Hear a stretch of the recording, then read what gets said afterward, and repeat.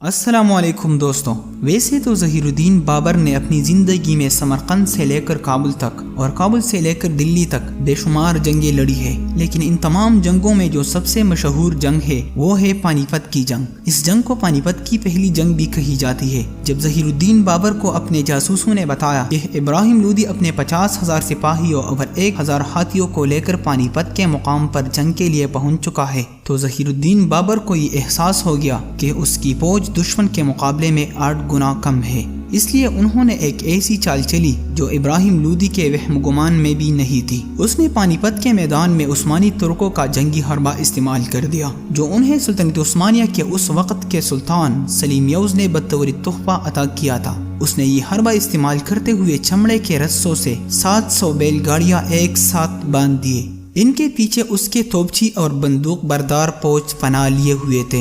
اس زمانے میں توپوں کا نشانہ کچھ زیادہ اچھا نہیں ہوا کرتا تھا، لیکن جب انہوں نے اندھادھند گولہ باری شروع کر دی تو کان پھاڑ دینے والے دھماکوں اور بدبودار دھوئیں نے افغان فوج کو حواس باختہ کر دیا، اور وہ اس ناگہانی آفت سے گھبرا کر جس کا جدھر منہ اٹھا ادھر کو بھاگ کھڑا ہوا۔ یہ پانی پت کی پہلی لڑائی تھی، اور اس کے دوران ہندوستان میں پہلی بار کسی جنگ میں بارود استعمال کیا گیا۔ 50,000 سپاہیوں کے علاوہ ابراہیم لودھی کے پاس 1,000 جنگی ہاتھی بھی تھے، لیکن سپاہیوں کی طرح انہوں نے بھی کبھی توپوں کے دھماکے نہیں سنے تھے۔ اس لیے پورس کے ہاتھیوں کی تاریخ دہراتے ہوئے وہ جنگ میں حصہ لینے کی بجائے دم دبا کر یوں بھاگ کھڑے ہوئے کہ الٹا لودھی کی سپیں تتر بتر ہو گئی۔ ظہیرالدین بابر کے 12,000 تربیت یافتہ گھوڑ سوار اسی لمحے کا انتظار کر رہے تھے۔ انہوں نے برق رفتاری سے پیش قدمی کرتے ہوئے فوج کو چاروں طرف سے گھیر لیا، اور کچھ ہی دیر بعد بابر کی فتح مکمل ہو گئی۔ بابر کی مختصر مگر جنگ آزما فوج کے آگے ابراہیم لودھی کا 10 گنا بڑا لشکر نہ ٹھہر سکا، اور دوپہر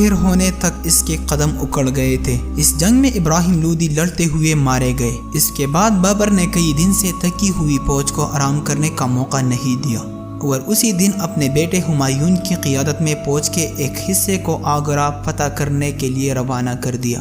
ظہیرالدین بابر نے خود دلی کی طرف پیش قدمی کی، اور 24 اپریل 1526 کو بابر دلی میں فاتحانہ انداز میں داخل ہوئے، اور یوں سلطنت مغلیہ کی بنیاد رکھی گئی جو 236 سال تک قائم رہی۔